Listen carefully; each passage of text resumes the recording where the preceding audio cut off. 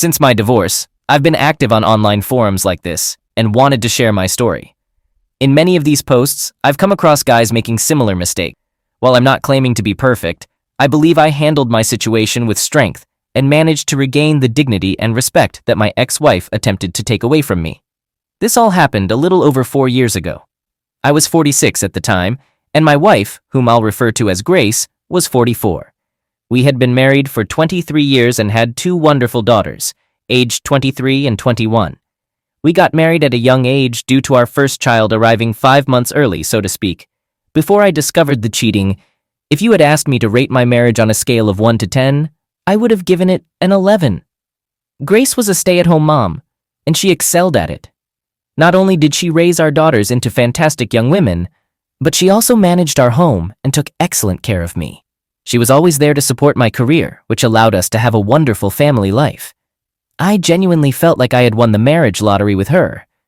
Many of my friends weren't as fortunate and often seemed unhappy in their marriages. In my case, there were absolutely no signs of trouble in our relationship. I mean, none at all. Right up until shortly before I caught her cheating. When did it start? Well, after our daughters moved out, my wife suddenly had a lot of free time on her hands. At first, she used the extra time to volunteer at our church and spend more quality moments with our parents. She also contemplated taking on a part-time job, but she couldn't find one that truly interested her. However, one thing she persuaded me to do was adopt a puppy, whom I'll affectionately call Barky. Barky helped fill the void Grace felt after our daughters moved out. Dealing with a lively puppy like Barky initially demanded a lot of attention. Besides the regular tasks like walking, feeding, bathing, and vet visits, Grace had to house and obedience train him. She did an excellent job and appeared to genuinely enjoy having Barky around, as did I. Except for the time he decided to chew up one of my pairs of shoes and a favorite belt. Our physical intimacy remained consistent, although it had slowed down somewhat over the years. Nevertheless, we still managed to be intimate a few times a week, which was respectable for a couple who had been together for over 26 years. The first hint that something was wrong occurred when my wife stopped initiating physical intimacy.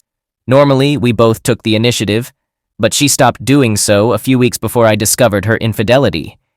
In all other aspects of our married life, Grace continued to be her loving self. She would kiss me goodbye when I left for work and greet me with a kiss upon my return home. We'd cuddle during the evening, and she always wanted to snuggle in bed. Nothing seemed unusual, except she appeared even more affectionate during that period. Let's fast forward to the day when my suspicions of her infidelity first arose. It was around 2:30 p.m. and I needed a break from my office work. I had been immersed in a report without any breaks, so I decided to head home for an hour to spend some time with my wife before returning to the office, feeling rejuvenated and ready to finish the report. On my way home, I found myself waiting at a red light at the end of our street. The intersection provided a view up the street toward our house. It's a notoriously busy intersection, and the red light seemed to take an eternity to change, usually keeping you waiting for 4 to 5 minutes. On that day, it was no different. As I sat there, I noticed my wife walking from around the side of a house down the street from ours. I was somewhat acquainted with the family that lived there, but we didn't know each other very well. The husband had a trade business in town and we happened to be one of his customers. I won't disclose his specific profession to protect their privacy. Also, he, his wife, and their kids were part of our church community. Seeing my wife approaching our house, I pulled over to the curb, rolled down my window, and jokingly asked her, "Where have you been?" It was meant to be a lighthearted comment, but her response was far from what I had expected. Instead of a warm, "I'm excited to see you" look, I received an expression that seemed to say, "Oh no, I've been caught." When she got into the car, she appeared anxious and mentioned that their dog had escaped and was running up the street. She claimed to have caught the dog and led it back to their house while holding its collar. This struck me as odd because their dog, an 18-year-old collie mix I'll refer to as Lady, could barely walk, let alone run. So I asked my wife if they had gotten a new dog, to which she hesitated and replied that it was indeed Lady. Grace nervously chuckled and commented on how she had never seen Lady move so quickly. I then inquired about Barky's whereabouts, and she assured me he was at home. However, it was unusual because she usually took Barky with her on walks. Additionally, I noticed a strong scent of Old Spice or something similar on her. She explained it away, saying, "Yeah, that guy really douses himself in it." Let's call the man in question Tad and his wife Marcia. I asked her how she ended up with that scent on her, and she mentioned she might have brushed against Tad when handing Lady over to him. I also asked if Marcia was at home, and she replied that she didn't know. When we arrived home, she seemed jittery and began talking rapidly about various topics. I couldn't stand the cologne smell, and I told her to take a shower, mentioning that it was bothering her too. She went in for a quick shower, came out wrapped in a towel, and spent some time talking with me before I headed back to work. At this point, my intuition was on high alert, and I could sense that something was amiss. Then, a piece of evidence surfaced that solidified my suspicions. Before leaving for the office, I went to use the bathroom, the same one she had just showered in. As I went to wash my hands, I noticed that the hand soap dispenser was empty. I had to open the lower cabinet to fetch another bottle, and there, I spotted a pair of her underwear at the back of the cabinet draping over a shampoo bottle. When I reached back and picked them up, I realized they were wet and carried the scent of shampoo, as if they had just been washed and discreetly stashed there. The meaning of this discovery was not lost on me. I quietly placed them back on the shampoo bottle and closed the cabinet. My emotions were running high and I felt a surge of anger, a burning desire to confront the situation. But I managed to keep my composure. Instead, I swiftly left and returned to work. When I came home that evening, I embarked on my investigation. While Grace was occupied in the kitchen, I discreetly checked her phone, finding nothing suspicious. Then, I delved into the 7-day archive of our doorbell camera footage. Upon reviewing the footage, I uncovered that during 3 of the past 7 days, Grace had left the house without Barky and remained gone for over an hour. This was highly unusual as she never went on walks of that duration, and her friends were typically not home during the day. It was clear to me that she was meeting with Tad, but I needed solid evidence to confront her. The idea of hiring a private investigator crossed my mind, but the online listings were overwhelming, leaving me unsure of whom to choose. Then I recalled a coworker whose father was a retired police officer that had dabbled in private investigation work after leaving the force. I had played in a golf outing with him once, and he seemed like a trustworthy individual. I reached out to my coworker to inquire if his father was still involved in PI work, but he informed me that his dad had fully retired a few years back. He inquired if I required any PI services, and I mentioned that I had a potential project in mind. He suggested that I should have a conversation with his father, whom I'll refer to as Frank, as he might offer valuable guidance. Frank called me later that day, and I shared my predicament with him. To my surprise, he expressed his willingness to help and insisted on not receiving payment. He mentioned that he enjoyed such work, especially since it got him out and about, which he missed. Frank went on to explain that he had stopped taking PI assignments a few years ago due to the extensive vehicle travel involved, which he wasn't keen on at his age of 82. I must say, he looked no older than 70. Given that my case seemed to revolve around the same street, he assured me that handling my job would be straightforward. I offered to pay him, and he accepted the arrangement. The next morning, Frank began his surveillance on our street, which continued throughout the week. However, he reported back with no significant findings. The only activity he observed was Grace walking Barky a few times daily. Frank advised me to be patient, explaining that my wife might have become more cautious after my near discovery. He assured me that based on his experience, people usually crack under such circumstances. During this time, my wife behaved as usual, and I managed to hide my anger while maintaining a facade of normalcy. Nevertheless, I chose to cease all forms of intimacy with her and avoided displaying affection whenever possible. At night, I intentionally sat in a chair instead of on the couch to prevent her from snuggling with me. I also adjusted my sleeping position in bed, turning to my left side and facing away from her, using the excuse of a sore back to discourage her from spooning with me. The next week arrived, and Frank reported seeing nothing unusual on Monday or Tuesday. Doubts started creeping in, making me wonder if it was all in my imagination. However, on Wednesday, as I was driving home, I received a call from Frank. He had something to show me, and it wasn't good news. According to him, Tad had returned home and parked in his garage around 2 p.m.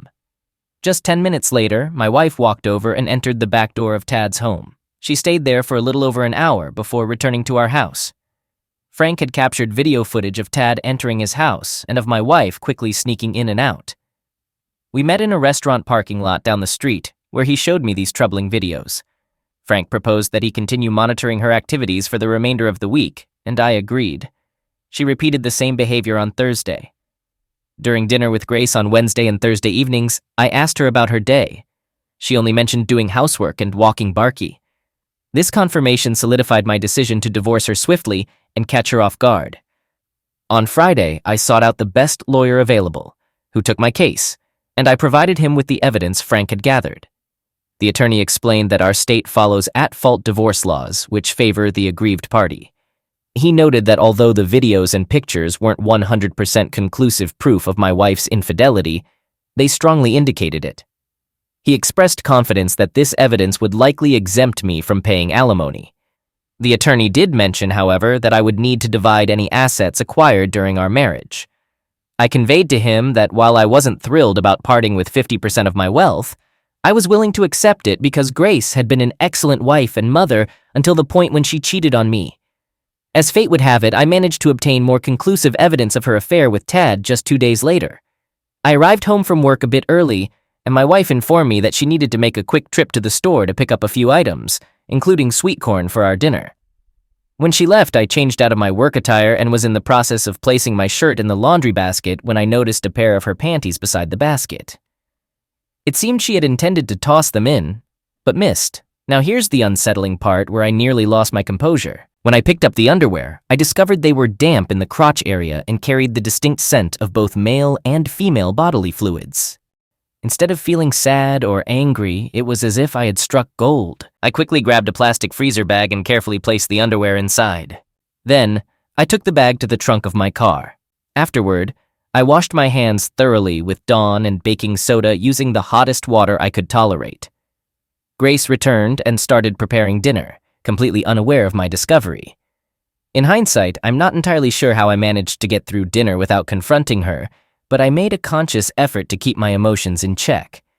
After dinner, I even assisted her with the dishes. Later in the evening, I sat in the living room, working on my laptop, with a view of the kitchen and the laundry room. Grace entered the laundry room to start a load of laundry. I observed her from the corner of my eye as she anxiously searched for those underwear. She looked under the washer, then under the dryer, checked the shelves and the floor, and even pulled out the units to inspect behind them. She continued down the hall, seemingly in pursuit of those missing underwear. Eventually, she gave up in frustration and joined me in the living room. As I sat there, it struck me that at that very moment, my wife was carrying another man's DNA within her. It also became clear that she intended to wash those soiled underwear along with my clothes in the same laundry. The level of disgust I felt in that moment was overwhelming, and it fueled a deep resentment towards her that still lingers to this day. She utterly revolts me. Despite the many wonderful years we had shared, I will forever associate her with the betrayal and disrespect, and nothing else. The following day, I shared with my attorney what I had discovered. He advised me to hold on to the panties, as we might require them as evidence in court if my wife were to dispute the allegation of her infidelity. He mentioned that he would discuss the matter of the underwear during pre-trial discussions with her counsel once she obtained legal representation.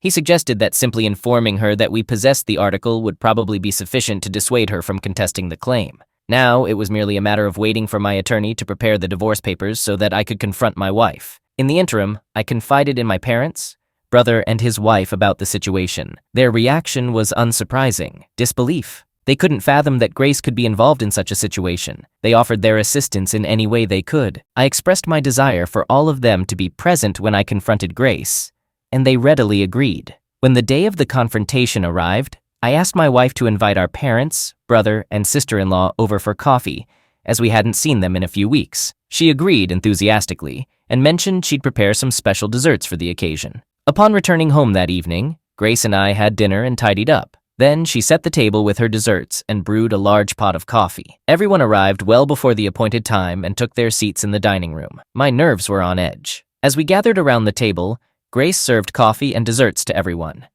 For a brief moment, I felt guilty about what I was about to do, but that sensation quickly faded. After everyone had been served, I informed the group that I had a surprise for my wife. She looked at me with affection in her eyes, anticipating a special announcement. I'll never forget that expression for as long as I live. I then proceeded to reveal that I knew about her month-long affair with Tad, whose last name I mentioned. My family sat in silence, while Grace's parents were utterly speechless. Initially, Grace attempted to feign ignorance, asking me to clarify what I meant. Soon after, tears welled up in her eyes, and she vehemently denied any wrongdoing, claiming it was all a colossal misunderstanding. I informed her that a private investigator had been meticulously tracking her activities for the past month, perhaps with a bit of exaggeration, but the point was made.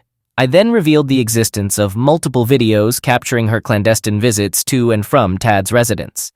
In response, Grace offered an explanation, asserting that she had been going there to assist him with his dog. I pressed her to clarify why she had been alone with a male neighbor inside his home without his wife present, and without informing me. I repeated my request for an explanation, and her response was a stammered attempt to conjure something plausible. She eventually broke down into heavy sobs, insisting that it wasn't what it appeared to be.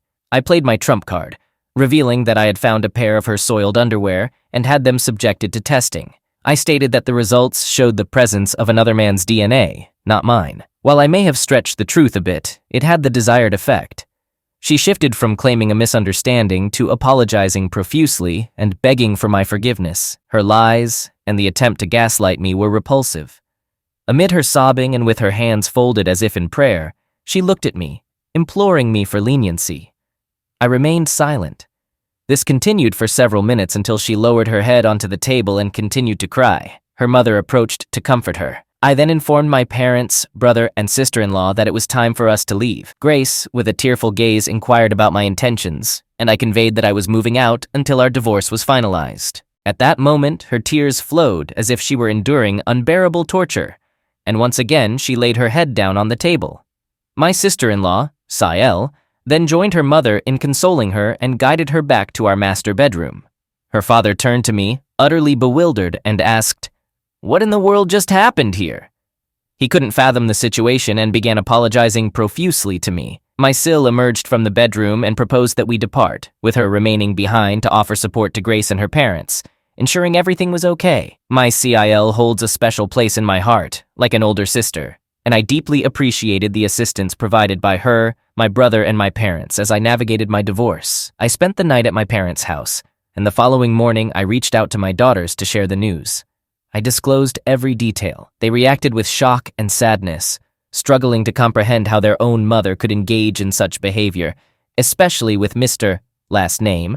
Of all people, they were acquainted with his children and were profoundly upset by the entire situation. They mentioned their intent to call her together after our conversation, expressing their desire to express their anger and potentially sever ties with her forever. In fact, I conveyed my support and pride in them for taking such a stance, which they ultimately did. The next day, I noticed 7 missed calls from Tad's business line. At that point, I surmised that my wife had alerted him, and he was likely attempting to contact me to prevent me from informing his wife. This only intensified my frustration. Therefore, that afternoon, I visited the insurance agency office where Marcia was employed to have a conversation with her. I have my homeowner's insurance policy with that agency, so when I arrived, the agent assumed I had a policy-related question. Fortunately, the office was empty, so I asked if she had a few minutes for a private conversation. She agreed, confirming there were no other staff members present. Without beating around the bush, I broke the news to her. Initially, she found it hard to believe, but when I showed her the videos, she began to cry. I then informed her that my wife had already confessed to the affair and disclosed that it had been occurring at their house for approximately a month. Again, she expressed disbelief, but mentioned that she had detected an unusual perfume-like scent in their bedroom recently. I explained that it was likely my wife's perfume. I also shared a similar experience when my wife came home one day smelling of cheap cologne. Curious about my plans, she inquired, and I revealed my intention to file for divorce. Upon hearing this, she burst into tears once more, stating that she couldn't believe this was happening. She confided that she might consider a similar course of action, but needed time to think it over. I mentioned that her husband had tried calling me 7 times that morning, implying that he probably knew the affair had been exposed. She indicated that she would be leaving soon to confront him. We exchanged gratitude, swapped our cell numbers, and I left with mixed feelings. Some sense of accomplishment, but also a profound sense of sympathy for her and her children. She is a genuinely kind person who dedicates a considerable amount of her time to volunteer work at our church. Neither she nor I deserved this situation, but sometimes life deals you a difficult hand, and you have to play it. I stayed with my parents for the next few weeks, but then decided to get a little furnished apartment near my office as both my parents' and brother's homes are nearly an hour away from place of business. From the day I confronted her until the day our divorce was final, Grace tried endlessly to get me to reconsider. She said she would agree to anything if I would stay, but I refused any and all offers. My attorney advised me to avoid having discussions with her, and if I did, to record each call and advise up front that I would be doing so. So, that's what I did. If she left me a message or texted me regarding our relationship, I just ignored her. But if it was something about the house or our kids, I talked to her. Inevitably, on each of these calls, she turned into a sobbing, groveling mess. Each time I ended up sternly telling her reconciliation was never going to happen and she should take that possibility off the table. After multiple calls like this, one day I reached a breaking point and told her she should pursue a relationship with Tad now as they both will soon be free. She cried and told me not to say that. She said she hated him and wants nothing to do with him. I said, how can then be so? When she risked our marriage and future together just to have sex with him, she just cried and said she doesn't know and to please never mention him again as she wanted to die for what she did. She told me I was her whole world and she really didn't have anything else worth continuing on for except our kids. I told her she should have thought about that before cheating. Our divorce was eventually concluded and it was civil, though not without some last-minute drama. During the courtroom proceedings, my wife requested to speak, which seemed to catch her attorney off guard. She turned towards me and expressed her desire to apologize on the record for her actions and to thank me for the wonderful life I had provided her. She mentioned her eternal love for me and expressed hope for forgiveness and friendship in the future. In response, I simply said, "Thank you, Grace," and turned to face the judge. While forgiveness may be unlikely, I did appreciate her statement. The judge inquired if I had anything else to add, to which I replied in the negative. He then proceeded to make his final decision, which aligned with what my attorney had anticipated. No alimony and a fair division of our marital assets. So that's how I navigated this situation. It's crucial to maintain self-respect, exhibit strength, and uphold your values. I had made it clear to Grace from the beginning of our relationship that infidelity was a non-negotiable boundary for me. She had expressed the same commitment, but she repeatedly crossed that line and knew the consequences. While I hadn't anticipated being single at this stage of life, I am content with where I am now and harbor no regrets. Final update. Hello everyone. Considering the responses I received to my initial post, I thought it would be fitting to provide an update. My life is currently in a great place. Following the divorce, I purchased a new home closer to my workplace and invested a considerable amount of time remodeling and painting the interior to suit my preferences. Both of my daughters are doing well. They have graduated from college, and my eldest is set to get married this summer. I'm looking forward to welcoming her fiancé into our family, as he's a dependable guy. As for my ex-wife, Grace, it seems she's adjusting to her new life. After we sold the house, she lived with her parents for about 6 months and has recently moved into her own apartment. She also found a job at Safeway, working in one of the departments there. According to my daughters, she genuinely enjoys her job, and it has significantly improved her overall mood. Regarding my own dating life, I've re-entered the scene and am currently seeing the real estate agent I worked with when purchasing my house. She, too, is divorced with 2 kids, and her marriage ended due to similar circumstances as mine. Like me, she has no interest in remarriage. We simply enjoy spending time together, and our physical connection is quite strong, as expected in a new romantic relationship. As for Grace, she hasn't embarked on the dating scene yet. She has informed my daughters and my parents that she has no intention of entering a new relationship with another man. Instead, she has expressed her hope that one day we might reconcile. She mentioned that until that day arrives, Barky will remain the only male companion she has in her life. Although I'm genuinely pleased to see her adapting to her new circumstances and wish for her happiness, I have no intention of reconciling with her after what she put me through. In situations where we need to interact, such as my daughter's wedding, I plan to maintain a courteous and polite demeanor, but aside from that, I intend to limit our communication. I would like to express my gratitude to everyone who commented here, and I'm pleased that my post served as a source of inspiration for several of you who are dealing with similar situations. To those who reached out suggesting that I might have toxic traits or self-esteem issues, I can assure you that's not the case. I do view myself as a strong, masculine individual with a successful career, and I take pride in being self-reliant and confident. I consider these qualities to be positive attributes. If you have a different perspective, that's your prerogative. All right, that was a fun story. Now let's move on to another exciting one. Stay tuned and let's dive in. I'm a 32-year-old male, and I've been in a relationship with my wife, who is 31 years old, for a total of 11 years, with 8 of those years being in marriage. We initially met during our college days and began dating about halfway through our college journey. After we graduated, we moved in together and navigated through all the challenges and joys of our postgraduate life side by side. She made those years much more manageable for me. As soon as both of us secured good jobs and had stable incomes, I proposed to her. I had a strong desire to marry her and spend the rest of my life with her. She accepted my proposal, and shortly thereafter we got married and embarked on building a happy life together. We share a child, and we also purchased our first home in the suburbs. It was the kind of life we had always envisioned. Both my wife and I are committed and diligent workers, which led to us receiving numerous promotions and opportunities within our respective careers over the years. About a year ago, my wife earned a significant promotion at work, which granted her a personal office and an assistant. I attended all the office gatherings and parties with her. It was a close-knit work environment with all the employees. As time passed, we lost touch with most of our college friends, but we formed a pleasant circle of friends among our coworkers. One day, completely out of the blue, I received a text message from one of her coworkers, someone I considered a good friend, informing me that my wife might have engaged in inappropriate behavior with an intern. I was utterly taken aback by this news, and initially found it hard to believe. When my wife returned home, I showed her the message and asked her about it. She assured me that she had no idea what her coworker was referring to, but she intended to speak with him first thing the next morning to clarify the situation. She was concerned about the possibility of a false sexual harassment case or any similar issue arising. She felt quite distressed by the message, making it challenging to determine if she was being truthful. I leaned towards believing her because she had never given me any reason to doubt her throughout our entire relationship. When she returned home the next day, she informed me that she had a conversation with her coworker, and he explained what had occurred.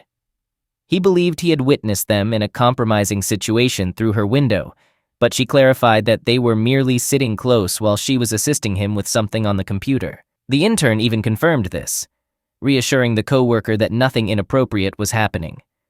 I felt relieved that it seemed the issue had been resolved. I didn't suspect my wife of cheating on me, but it was reassuring to know that she had addressed the matter with her coworker. Several weeks later, my office granted all employees a 4-day weekend for building renovations. I had that Monday off and thought it would be a nice surprise to bring lunch to my wife at work.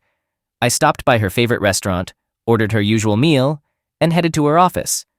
Along the way, I bumped into a few of her coworkers, and we chatted for a couple of minutes before I proceeded to my wife's office. I had visited her office many times before, and typically I would knock a couple of times and then peek inside. However, this time I found the door locked. I assumed she was in a meeting of some sort and didn't want any interruptions. However, I heard some movement on the other side of the door, and my wife asked for a moment.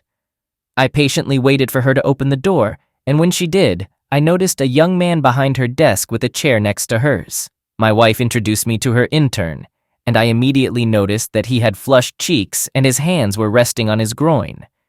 Considering the accusations from her coworker, I found it surprising that she would be in such close quarters with her intern behind a locked door. I definitely had some concerns at that moment. I informed my wife that I had brought her lunch, and she thanked me, sending her intern off for an early lunch. I inquired about why the door was locked, and she explained that she hadn't realized it was locked and must have bumped it.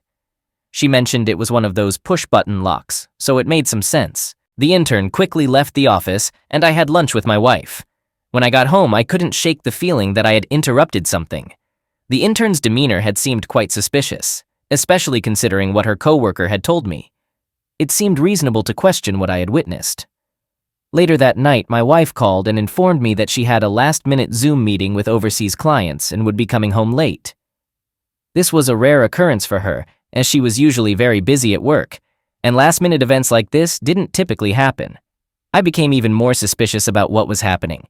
I thought about my next steps for a while, and eventually I contacted the coworker who informed me about the intern. When I called him and asked for specifics on what he saw, he hinted that he thought he saw my wife engaging in intimate activities with the intern, or at least in a position suggesting such. I inquired about the alleged last-minute meeting, and he expressed doubts about its existence.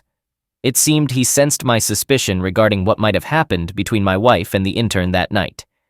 It's important to note that this coworker was next in line for the promotion my wife received. I understood that his statements should be taken with caution because his motives might not have been entirely genuine. However, if what he claimed was true, I needed to investigate further. He offered to meet me at the office since he had clearance. I agreed, and we met there about 15 minutes later. He escorted me to their offices, where we could hear someone engaged in very loud, intimate activities. Even without seeing them, I knew it was my wife. I recognized those sounds. Nevertheless, we proceeded toward them to catch them in the act. I found my wife at her desk with the intern. When I opened the door, they quickly separated and attempted to cover themselves. My wife struggled to find the words to explain the situation, but couldn't. I regretted not having any documented evidence, but fortunately, I had another witness with me. So hopefully, they could testify in the divorce proceedings that my wife was indeed cheating on me. I left the office in anger and went home, locking myself in the bedroom to avoid my wife. The following day, I contacted the coworker who accompanied me to the office, and he informed me that he was reporting the incident to HR. Later that day, I overheard my wife receiving a call, and it was evident that she was terminated. She appeared deeply upset by the conversation. The intern was also let go from the office. When I asked the coworker about the consequences for him, he explained that he likely wouldn't receive credit for the internship and might have to retake the course. While this wasn't the harshest punishment for him, I couldn't help but feel that my wife had an advantage in her position and might have taken advantage of it. In the end, I proceeded with divorcing my wife, and with the testimony of the person who witnessed the cheating, I didn't have to give her anything in the divorce settlement. She lost her job, her husband, her house, and now has limited custody of our child, all because of a meaningless affair with her intern.